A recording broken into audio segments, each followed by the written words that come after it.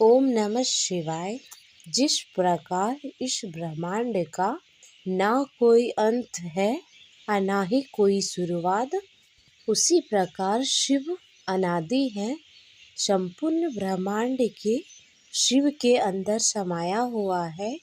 आइए श्रवण करते हैं सोमवार व्रत कथा। प्राचीन काल की बात है। एक नगर में एक धनवान साहूकार रहता था, जिसके घर में धन की कोई कमी नहीं थी। परंतु उसको एक बड़ा दुख था कि उसके कोई पुत्र नहीं था। वह इसी चिंता में दिन रात लगा रहता था। वह पुत्र की कामना के लिए प्रत्येक सोमवार को शिवजी का व्रत रखता एवं पूजन करता था तथा सायंकाल को शिव मंदिर में जाकर शिव जी के सामने दीपक जलाया करता था। उसके इस भक्ति भाव को देखकर पार्वती जी ने शिवजी महाराज से कहा कि महाराज, यह साहूकार आपका अनन्य भक्त है और सदैव आपका व्रत एवं पूजन बड़ी श्रद्धा से करता है। इसकी मनोकामना पूर्ण करनी चाहिए। शिवजी ने कहा, हे पार्वती, यह संसार कर्म क्षेत्र है। जो जैसा कर्म करता है वैसा ही फल भोगते हैं। पार्वती जी ने अत्यंत आग्रह से कहा, महाराज, जब आपका यह अनन्य भक्त है और अगर इसे किसी प्रकार का दुख है तो उसको अवश्य दूर करनी चाहिए, क्योंकि आप सदैव अपने भक्तों पर दयालु होते हैं और उनके दुखों को दूर करते हैं। यदि आप ऐसा नहीं करेंगे तो मनुष्य आपकी सेवा तथा पूजा व्रत क्यों करेंगे। पार्वती जी का ऐसा आग्रह देखकर शिवजी महाराज कहने लगे, हे पार्वती, इसके कोई पुत्र नहीं है। इसी चिंता में यह रात दिन दुखी रहता है। इसके भाग्य में पुत्र न होने पर भी इसको मैं पुत्र प्राप्त का वर देता हूँ, परंतु यह पुत्र केवल 12 वर्ष तक जीवित रहेगा। इसके पश्चात वह मृत्यु को प्राप्त हो जाएगा। इससे अधिक और मैं इसके लिए कुछ नहीं कह सकता। यह सब बातें साहूकार सुन रहा था। इससे उसको ना तो कुछ प्रसन्नता हुई और ना ही कुछ दुख हुआ। वह पहले के जैसा ही शिव महाराज का व्रत और पूजन करता रहा। कुछ काल व्यतीत हो जाने पर साहूकार की स्त्री गर्भवती हुई और 10वें महीने में उसके गर्भ से अति सुंदर पुत्र की प्राप्ति हुई। साहूकार के घर में बहुत खुशी मनाई गई, परंतु साहूकार ने उसकी केवल 12 वर्ष की आयु जानकर अपनी प्रसन्नता प्रकट नहीं की और न किसी को भेद बताया। जब वह बालक 11 वर्ष का हो गया तो उसकी बालक की माता ने उसके पिता से उसकी विवाह के लिए आदि के लिए कहा। तब वह साहूकार कहने लगा कि मैं अभी इसका विवाह नहीं करूँगा। अपने पुत्र को काशी जी पढ़ने के लिए भेजूँगा। फिर साहूकार ने अपने साले अर्थात बालक के मामा को बुलाकर उसको बहुत सा धन देकर कहा, तुम मेरे बालक को काशी जी पढ़ने के लिए ले जाओ और रास्ते पर जिस स्थान पर रुको यज्ञ तथा ब्राह्मण को भोजन कराते जाओ। वह दोनों मामा भांजे यज्ञ करते और भोजन ब्राह्मणों को कराते जा रहे थे। रास्ते में उन्हें एक शहर पड़ा। उस शहर में राजा की कन्या का विवाह हो रहा था। दूसरे राजा का लड़का जो विवाह कराने के लिए बारात लेकर आया था, वह एक आंख से काना था। उसके माता पिता को उसकी यह बात को लेकर बड़ी चिंता थी कि कहीं वर को देखकर कन्या के माता पिता विवाह में किसी प्रकार अड़चन पैदा न कर दे।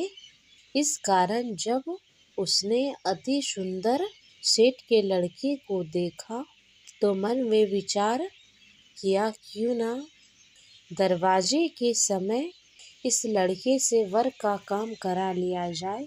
ऐसा विचार करके लड़के और मामा से बात करी तो वह राजी हो गए। फिर उस लड़के को वर के कपड़े पहनाकर तथा घोड़ी पर चढ़ाकर दरवाजे पर ले गए और सभी कार्य प्रसन्नता पूर्वक पूर्ण हो गया। फिर वर के पिता ने सोचा, विवाह कार्य भी इसी लड़के से करा लिया जाए तो क्या बुराई है। ऐसा विचार कर लड़के और उसके मामा से कहा, यदि आप फेरों का काम और कन्यादान के काम को भी करा दे तो आपकी बड़ी कृपा होगी और मैं इसके बदले में आपको बहुत कुछ धन दूंगा। तो उन्होंने स्वीकार कर लिया और विवाह कार्य भी बहुत अच्छी तरह संपन्न हो गया। परंतु जिस समय लड़का जाने लगा तो उसने राजकुमारी की चुनरी के पल्ले पर लिख दिया, तेरा विवाह मेरे साथ हुआ है, परंतु जिस राजकुमार के साथ तुमको भेजेंगे वह एक आँख से काना है और मैं काशी जी पढ़ने जा रहा हूँ। लड़के के जाने के पश्चात ही उस राजकुमारी ने जब अपनी चुनरी पर ऐसा लिखा देखा तो उसने राजकुमार के साथ जाने से मना कर दिया और कहा कि वह मेरा पति नहीं है, मेरा विवाह इसके साथ नहीं हुआ है, वह तो काशी जी पढ़ने गया है। राजकुमारी के माता पिता ने अपनी कन्या को विदा नहीं किया और बारात वापस चली गई। उधर सेठ के लड़का और उसका मामा काशी जी पहुंच गए। वहां जाकर उन्होंने यज्ञ करना और लड़के ने पढ़ना आरंभ कर दिया। जब लड़के की आयु 12 वर्ष हो गई तो उस दिन उन्होंने यज्ञ कर रखा था और लड़के ने अपने मामा से कहा, मामा जी आज मेरी तबीयत कुछ ठीक नहीं लग रही है। तब मामा ने कहा, अंदर जाओ और सो जाओ।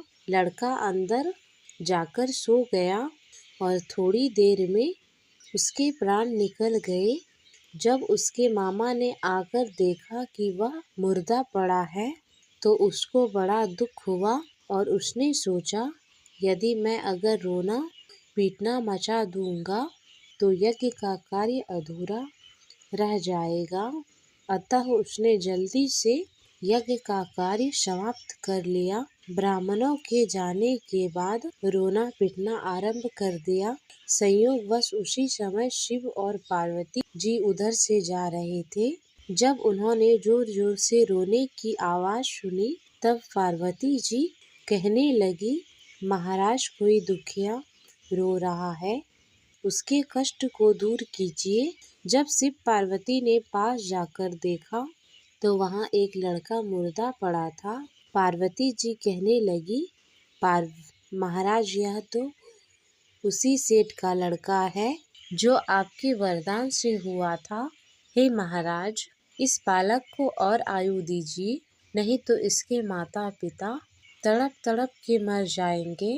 पार्वती जी के बार बार आग्रह करने पर शिव जी ने उसको जीवन वरदान दिया और शिव जी महाराज की कृपा से लड़का जीवित हो गया। शिव जी और पार्वती जी कैलाश पर्वत पर चले गए। तब वह लड़का और मामा उसी प्रकार यज्ञ करते तथा ब्राह्मणों को भोजन कराते कराते अपने घर की ओर चल पड़े। रास्ते में उसी शहर में आए जहाँ उसका विवाह हुआ था।